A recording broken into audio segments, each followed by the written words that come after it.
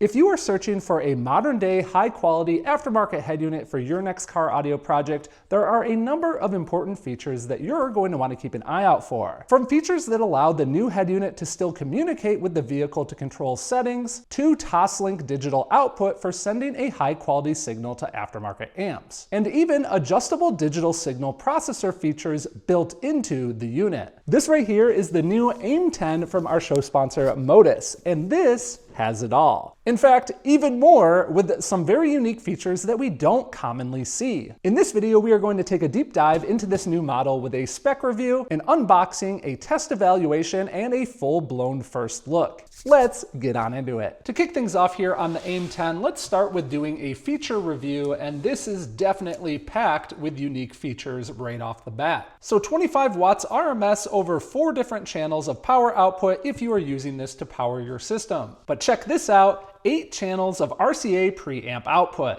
Most head units on the market will have 4 or maybe 6 channels. To have 8 channels is quite unique, and this is going to pair really well with the built-in DSP that we'll talk about in a second. Another unique feature here that we don't see very often, a Toslink digital optical output. By using this with compatible aftermarket equipment, we are able to remain noise-free and get pristine sound quality. Now, like I was saying, this does have the built-in DSP with a 15-band equalizer, and that's over those 8 channels. Crossover settings and time alignment, I definitely can't wait to dive further into that later in the video. In terms of USB connections, it's pretty common to see 1 on most head units, but in this case, they've got 2 USB-C and 1 USB-A. Now, you may want to observe more than just your backup camera on the AIM-10, and that's why they give us 4 different camera inputs. Now, in terms of some must-have features, this has Apple CarPlay and Android Auto, and that's both wired and wireless, which we love to see. This also has Bluetooth input, is Sirius XM ready, and has HD radio compatibility.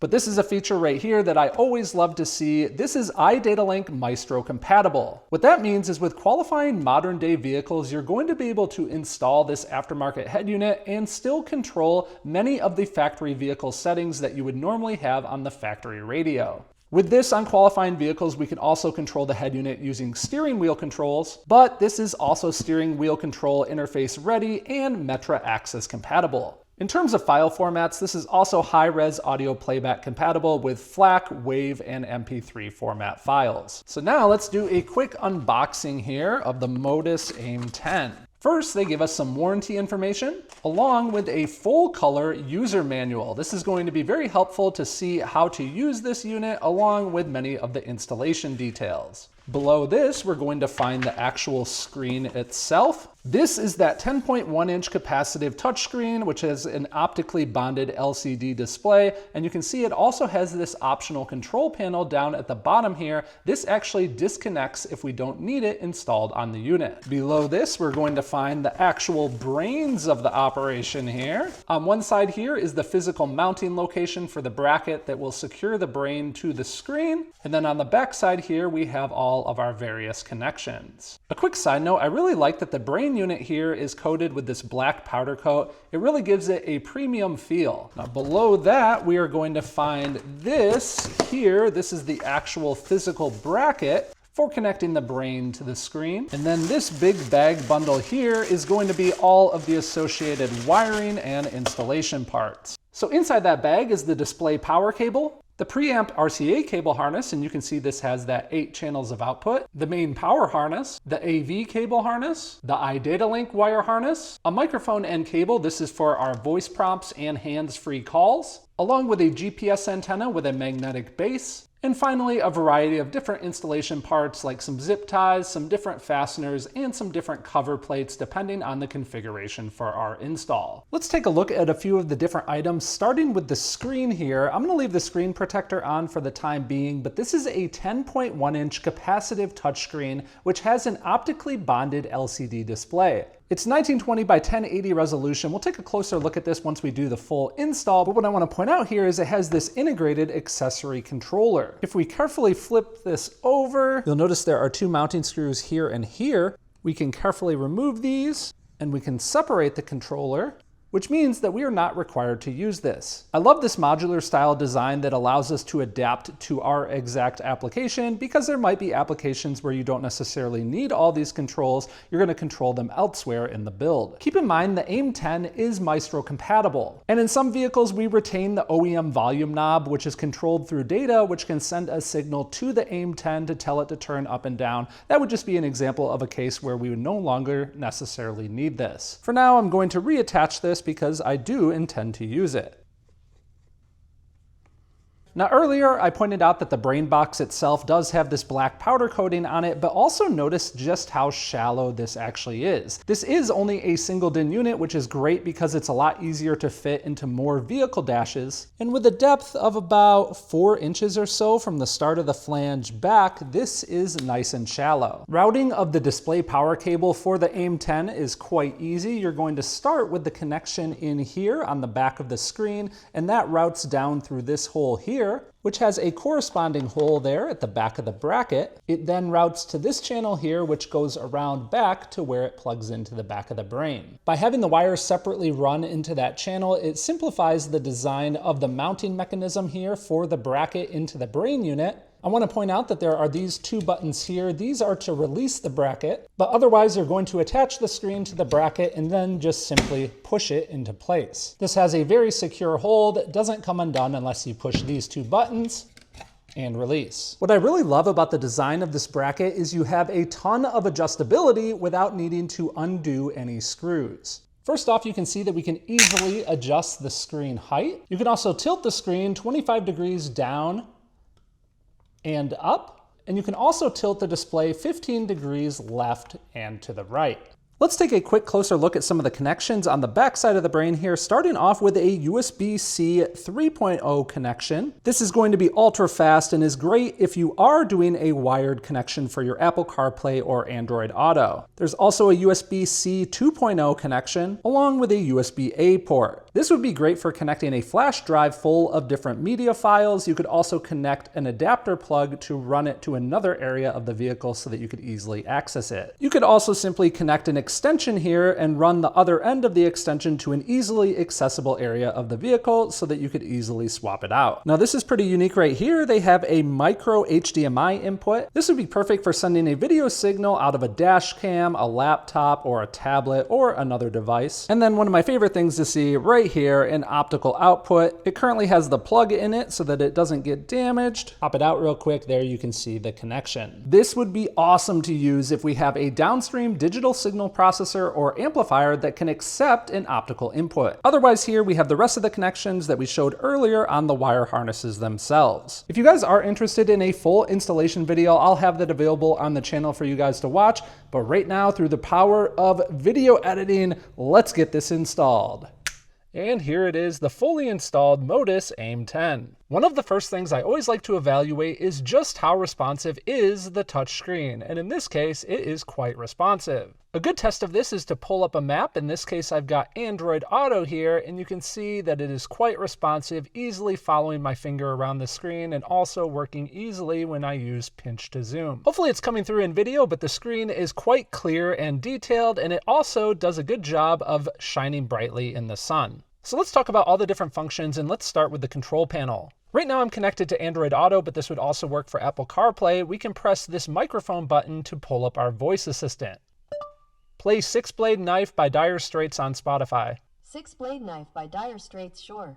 Playing on Spotify. There we go. Pressing the home screen button allows us to switch between this screen and our main controls for Android Auto or Apple CarPlay, or whatever source we are currently playing from, in this case an example being HD radio. Pressing the phone button pulls up the phone interface. Since I'm connected to Android Auto, it's going to default to that. Or if you're connected to your phone via Bluetooth, it's going to pull those settings up instead. We also have the next and previous buttons that we can use to easily switch tracks. We have a rotary volume control, and when we use this, it brings up several different options on the bottom here so that we can easily adjust different volume levels for the different sources of audio. Depending on the vehicle, we can use this camera button to pull up camera views. In this particular vehicle, the camera view only is going to initiate when I actually go into reverse. We can also mute our audio, and we can easily pull up our navigation. On the home screen here, you're going to notice there are multiple different windows, and these are all customizable. You've got the apps window, the clock window, and the phone or CarPlay or Android Auto window. We've got a compass, we have what's currently playing on our music source. And then we also have a gauge type window that gives us information about the vehicle. In this case right now, I've got the passenger side door open. For the sake of good, clean audio recording, the vehicle isn't running right now, which is why you don't see some of these other settings. And of course, many of these settings change depending on the vehicle and the Maestro compatible features. We'll talk about that more in a second. What's awesome is we can expand the window size on each of these different windows. And we can also click and hold, which allows us to reposition a window where we would like it. Let's make our apps window big here because I want to take a look at some of these different apps, starting with HD Radio. You can see down here we have the ability to program multiple different presets, and then we can obviously switch between AM and FM, local and distant stations. We can even manually input the frequency that we're looking for, and we can preview multiple of the different scanned stations that are stored. For our settings here, we can quickly do an auto preset. Once we do the auto programming, it's very easy to slide back and forth through all of our presets. And if the radio station supports it, you'll see album art here. Also worth noting, if we go back to the main screen here, all of our presets are now down in this corner. Next up, Sirius XM satellite radio. If we did have this installed as part of our package, we could access this here. You can store your different channels down here. Album art will show up, and you can easily search for a channel by inputting the channel number here. Depending on what you do and do not have connected, some of these are going to be grayed out. For an example, we don't have a USB connected right now, and I'm in Android Auto mode rather than Bluetooth mode, so those are grayed out. And also I'm in Android Auto, not Apple CarPlay. These different features will turn on once you actually make that connection. Now don't forget, we also have an HDMI input, so if we wanted to send video into the AIM-10, we can do so. We also have different options for audio video inputs here. Now don't forget that the AIM-10 is Maestro compatible. And what that means is I installed a small interface box that interfaces between the AIM-10 and this vehicle and allows the AIM-10 to interpret the data signals from the vehicle. What this means is when the vehicle is running, we can see different parameters and gauges as they are reading the data from the vehicle. And along with seeing vehicle info and gauges and also having an off-road screen here, we can also click settings. This is critical because a lot of modern day vehicles have features that you can only change and control from the actual head unit. And in this case, we don't lose any of that. We can change all of these still with the vehicle settings. For example, I can change the ESC system. I can change tire parameters, I can change details for the different lights in the vehicle, and so on. And obviously these vehicle settings are going to change depending on the vehicle you've installed into. You can also control different Maestro features from here as well. Now in a minute here, we're going to talk about the accessory controls. This is a super unique feature, but really quick, I want to dive into settings and audio. So if we go into the settings screen, I just wanted to give you a quick overview here of all the different things that we can change. One of which is on the display here. We can control the brightness. We can also have an auto dimming function, and we can choose the color of the animation effect. If we want to change the graphic user interface color, we can do that as well. See, right now it's orange. Let's go to pink.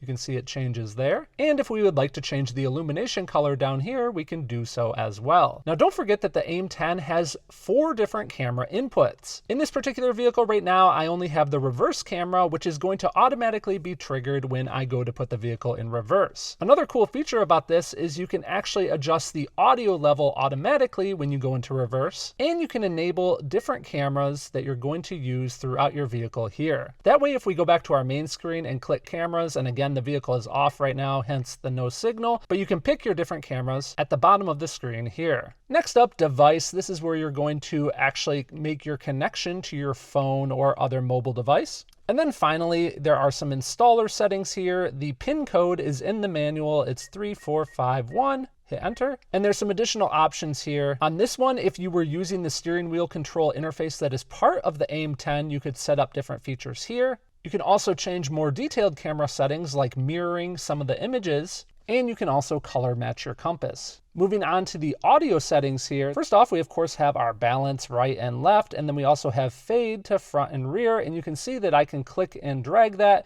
and if I want to recenter everything up, I just click the center button. Now notice that if we have a dedicated subwoofer amplifier as part of our system connected to the subwoofer outputs on the AIM-10, we can enable that. or turn it off in this case. So now it's off, let's turn it back on, and we can independently control subwoofer level here. We can tone defeat, which basically turns off all of our processing settings. We have loudness options. We can do a full reset if we would like, and we can also change our subwoofer polarity 0 degrees or 180 degrees. Do note that there's more options if we slide over. This is where we can control the source gain for all of the different sources. And finally, if we're using that Toslink digital output, we can enable it here. Now under equalizer, we get a 15-band graphic EQ, and this controls the system as a whole. Note that if we would like, we can make a preset by simply clicking and holding. And now if we go back to our flat preset, that's flat, or we can click preset number 1 and it is saved. And remember that the AIM-10 has those 8 different outputs. Well, this is where we can control the crossover settings for those 8 different outputs. Notice that we do it as a channel pair, of course. So we have front, front 2, rear, and subwoofer.